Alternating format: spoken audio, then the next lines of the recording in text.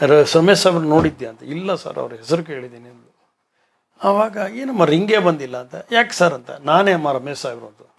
ಆವಾಗ ಕೈ ಹಿಡಿ ಶೇಕ್ ಮಾಡೋಕೆ ಸರ್ ನಿಮ್ಮ ಫ್ಯಾನ್ ಸರ್ ನಾನು. ಹೌದಮ್ಮ ಇರಲಿ, ರಿಂಗೇ ಬರಲಿಲ್ಲ ಅಂತ. ರಿಂಗ್ ಆಗೋಕ್ಕೆ ಕರೆನ್ಸಿನೇ ಇಲ್ಲ ಸರ್. ಮತ್ತೆ ಯಾಕೆ ಮಾಡಿದ್ವಿ, ನಿಮ್ಮ ಹೆಸರು ಹೇಳೋರು ಓಡ್ತಾರೆ ಅಂತ ಗೊತ್ತಾಯಿತು, ಅದಕ್ಕಾಗಿ ನಾನು ಹಿಂಗೆ ಹೇಳಿದೆ ಅಂತ. ನಾನು ಅವಳು ಕೈ ಹಿಡಿದು ಶೇಕ್ ಹ್ಯಾಂಡ್ ಮಾಡೋಕೆ ಶುರು ಮಾಡಿದೆ. ನಾನು ಇನ್ನು ಫ್ಯಾನ್ ಅಮ್ಮ ಅಂತ.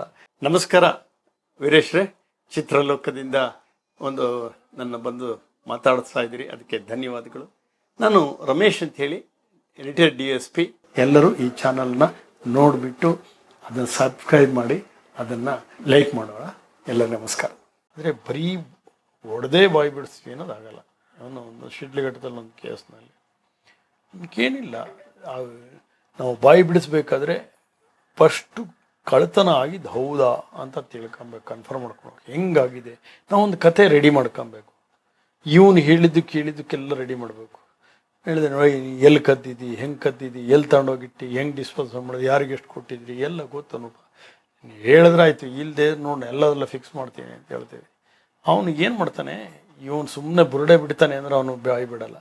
ಅವನು ನಿಜಕ್ಕೆ ಸತ್ಯದ ಹೇಳ್ತಾರಲ್ಲ, ಸುಳ್ಳಿನ ತಲೆ ಮೇಲೆ, ಸತ್ಯದ ತಲೆ ಮೇಲೆ ಹೊಡೆದಂಗೆ ಸುಳ್ಳು ಹೇಳ್ಬೇಕು ಅಂತ.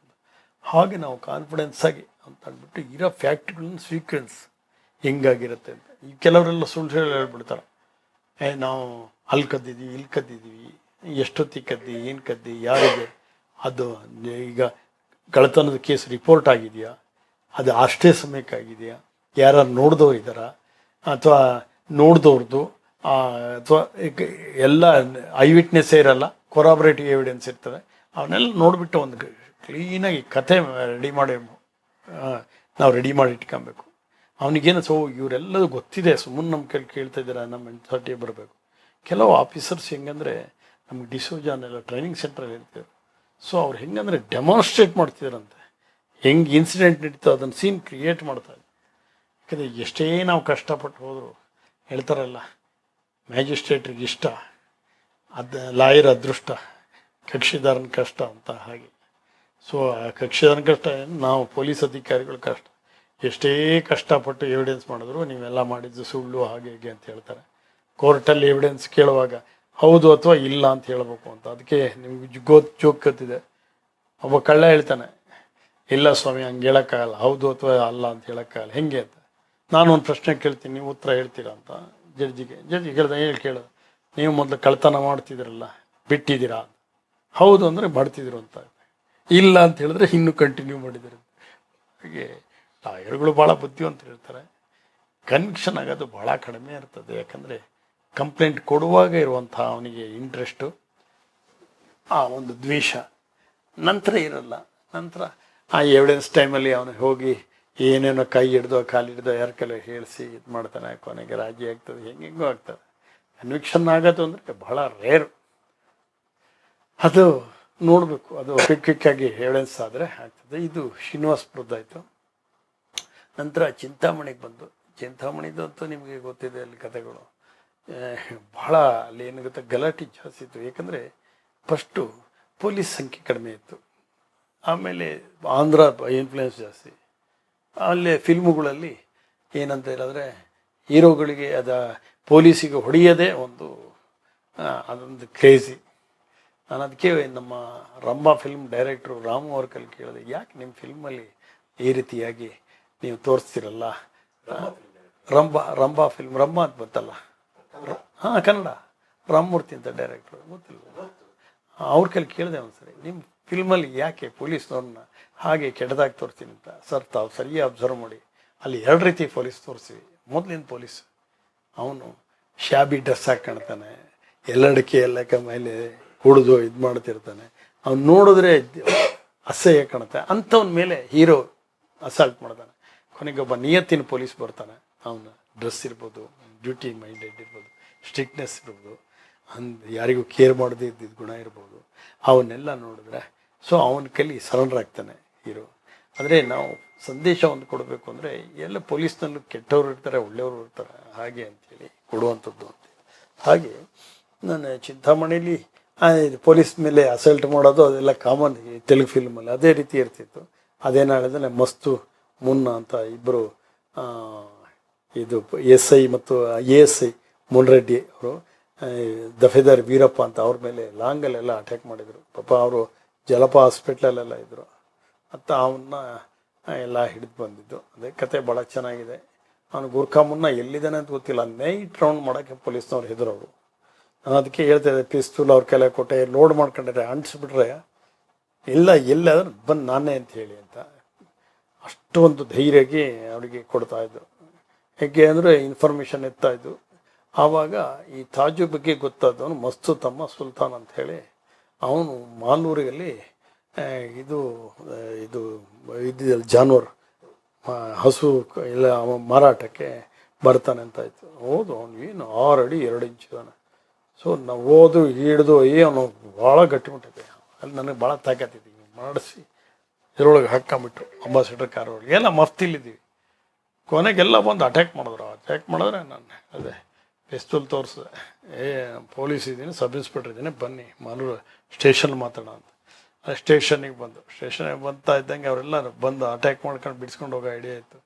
ಅಷ್ಟೊತ್ತಿಗೆ ಸಬ್ ಇನ್ಸ್ಪೆಕ್ಟ್ರಿಗೆ ಹೇಳಿದೆ, ಹಿಂಗೆ ಇವನು ಇಂಥ ಕೇಸ್ನಲ್ಲಿ ಬೇಕಿದೆ, ನಾನು ಕರ್ಕೊಂಡು ಹೋಗ್ತೀನಿ ಅಂತ. ಅವ್ರು ಸ್ಟೇಷನಿಗೆ ಬರ್ತಾ ಇದ್ದಂಗೆ ನಾವು ಬೇರೆ ಕಾರಿನಲ್ಲಿ ಬಂದು ನೋಡೋದು. ನೋಡಿ ಅಲ್ಲಿ ಎಷ್ಟಂದರೆ ಅವ್ನು ಎಷ್ಟು ಹೊಡೆದ್ರು ಇಂಥ ಕತ್ತೆ ಬಾಡು ತಿನ್ನೋದಂತೆ ಚಿರಾಲ ಹೋಗಿ ಏನೂ ಬಾಯ್ಬಿಡ್ತಿರ್ಲಿಲ್ಲ. ಹೊಡೆದೋಡು ಸುಸ್ತಾಗ್ಬಿಡೋದು, ಏನು ಬಾಯ್ಬಿಡ್ತಿಲ್ಲ. ಕೊನೆಗೆ ತಾಯಿ ಸುಲ್ತಾನ್ ತಾಯಿ ಬಂದು ಪಾಪ ನೋಡಿದಾಗ ಸುಮ್ಮನೆ ಹೇಳಿದೆ, ನೋಡಮ್ಮ ನೀನು ನನ್ನ ಅಕ್ಕನ ಥರ ಕಾಣ್ತಿದ್ದೀ, ಎಷ್ಟಂತ ಹೊಡೆಯೋದಮ್ಮ, ನನಗೆ ಬೇಕಾಗಿದ್ದು ಅವನು ಮುನ್ನ ಎಲ್ಲಿದ್ದಾನೆ, ಇವನು ಗುರ್ಖಾ ಮುನ್ನ ಎಲ್ಲಿದ್ದಾನೆ ಬೇಕು, ಗುರ್ಖಾ ಮುನ್ನ ಅಂತ ಕರೀತಿದ್ದ. ಅವನು ಹೇಳೋನು. ಆ ಅಮ್ಮ ಇವನು ತೆಗೆದುಬಿಟ್ಟು ತಲೆ ಮೇಲೆ ಕೈ ಇಟ್ಕೊಂಡು, ಇನ್ನು ನನ್ನ ಹಡ್ದಿದ್ದ ಮಗ ನಾನು ಹಾಲು ಕೊಟ್ಟಿದ್ದು ಹೌದಾದರೆ ಒಪ್ಪ. ಆವಾಗ ಹೇಳಿದ, ಶಿಡ್ಲ ಗಡ್ದಲ್ಲಿದ್ದಾನೆ ಸರ್ ಅಂತ. ಆವಾಗ ನಾನು ಈಶಾ ಅಂತ, ಆಮೇಲೆ ಕೃಷ್ಣ ಅಂತ 3 ಜನ. ಆ ಈಶಾ ಭಾಳ ಈಗ ಸಬ್ ಇನ್ಸ್ಪೆಕ್ಟರ್ ಆಗಿದ್ದಾನೆ ಕೋಲಾರದಲ್ಲಿ, ಭಾಳ ಡ್ಯಾರ್ಯ. 3 ಜನ ಓದೋ ಜೀಪ್ನಲ್ಲಿ ಹೋಗ್ತಾ ಇದ್ದಾಗ ಅವನು ಶಿಡ್ಲಘಟ್ಟದಲ್ಲಿ ಅಲ್ಲಿ ಮೇನ್ ರೋಡ್ ಅಶೋಕ ರೋಡ್ ಅಂತಿದೆ, ಅಲ್ಲಿ ಡಾಕ್ಟರ್ ಶಾಪಲ್ಲಿ ಕೂತಿದ್ದ. ನಾವು ಈಶಾನ್ ನೋಡ್ತಾ ಇದ್ದ. ನಾನು ಅವಾಗ ಸಬ್ ಇನ್ಸ್ಪೆಕ್ಟರ್ ನನ್ನ ನೋಡ್ತಾ ಇದ್ದಂಗೆ ಓಡ್ದ. ಸುಮಾರು ಒಂದು 3/4 ಕಿಲೋಮೀಟ್ರ್ ಓಡಿಸಿ ಅವನು ಯಾವುದೋ ಒಂದು ಮನೆ ಒಳಗೆ ಹೋಗ್ಬಿಟ್ಟ. ಅವನ ಹಿಂದ್ಗಡೆನೇ ಈಶಾನ್ ಹೋಗ್ಬಿಟ್ಟ. ನಾನು ಅಂದಾಗಿದೆ ಅವನು ಆಚೆ ಹೋಗ್ದಂತ ಆ ಗೋಡೆ ಹತ್ತಿ ನಾನು ಮೇಲೆ ಹಂಚಿನ ಮನೆ ಹೋದೆ. ಹಂಚಿನ ಮನೆ ಹೋದ ಕೂಡಲೇ ಮೇಲೆ ಸಾರ್ ಅಂತ ಕೂಗ್ತಾನೆ.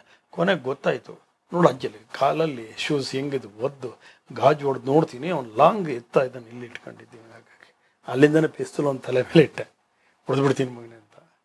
ಸೊ ಆವಾಗ ಅವನು ಇದು ಹಾಕ್ದ ಚಾಕು ಡ್ಯಾಗರು, ಇನ್ನು ಹಿಡ್ಕೊಂಬಂದೆ. ಅಯ್ಯೋ ಚೆನ್ನಾಗಿ ಹೊಡೆದು ಬುದ್ಧಿ ಕಲಿಸಿ.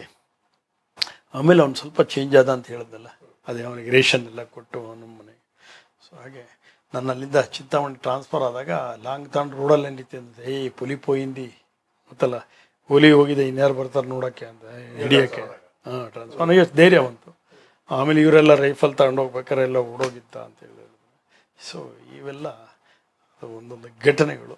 ಇನ್ನು ಆ ಬಂಡೆ ಮೇಲೆ ಅಂತ ಅಲ್ಲಿ ಒಂದು 2 ಗ್ಯಾಂಗು ಇದರಲ್ಲಿ ಬಂಡೆ ಮೇಲೆ ಅಂತ ಪಾಪ ತಿಪ್ಪಣ್ಣನ ಒಂದು ಕೈಯೆಲ್ಲ ಕಡಿದು ಬಿಟ್ಟಿದ್ರು.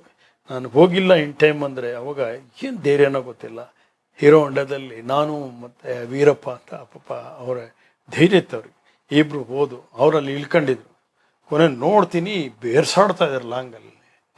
ನಾನು ಸಬ್ ಇನ್ಸ್ಪೆಕ್ಟರ್ ಬಂದಿದ್ದೀನಿ ಹಾಗೆ ಹೀಗೆ ಅಂತ ಹೇಳಿ ಅದೊಂದು ನೋಡಿ ಯಾವಾಗಲೂ ನಮ್ಮ ಐಡೆಂಟಿಟಿ ಹೇಳ್ಬೇಕು, ಬಂದಿದ್ದೀನಿ ನೋಡೋ ಪೊಲೀಸೆಲ್ಲ ಕವರ್ ಆಗ್ತದೆ ಅಂದ್ಕೊಳ್ಳ. ಆವಾಗ ಸ್ವಲ್ಪ ದೂರ ಹೋದರು.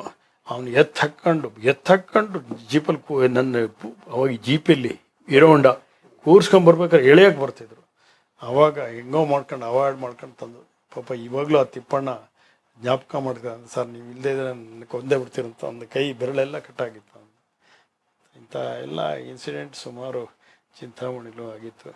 ಮತ್ತೊಂದು ಲಾಕಪ್ ಡೆತ್ ಹೇಳಿದೆ ನಾನು, ಅಂಥ ಇನ್ಸಿಡೆಂಟ್ಗಳು. ಆಮೇಲೆ ಅಲ್ಲಿ ಇಸ್ಪೀಟ್ ಅಡ್ಡೆಗಳು ಅಂದರೆ ದೊಡ್ಡ ದೊಡ್ಡ ಕ್ಲಬ್ಗಳೇನೂ ಇರಲಿಲ್ಲ. ಅದು ಸುಮ್ಮನೆ ಬೆಟ್ಟ ಬುಡ್ಡ ಅಲ್ಲಿ ಇದರಲ್ಲೆಲ್ಲ ಆಡ್ತಾಯಿದ್ರು ಬೈಲಿನಲ್ಲಿ. ಒಂದು 8 ಜನ ಕೂತ್ಕೊಂಡಷ್ಟೇ. ಅವ್ರಿಗೆ ಯಾಕಂದರೆ ಬೈಲಲ್ಲಿ ಆಡ್ತಾನೆ, ನಾವು ಎಲ್ಲಿ ಬಂದರೂ ಗೊತ್ತಾಗತ್ತಲ್ಲ, ಓಡೋಕ್ಕಾಗತ್ತೆ. ಬೆಟ್ಟದ ಮೇಲೂ ಅಷ್ಟೇ ನಾವು ಓಡೋಕ್ಕಾಗ್ತದೆ ಅಂತೇಳಿ ಅವರು ಇದು ಮಾಡ್ತಾರೆ.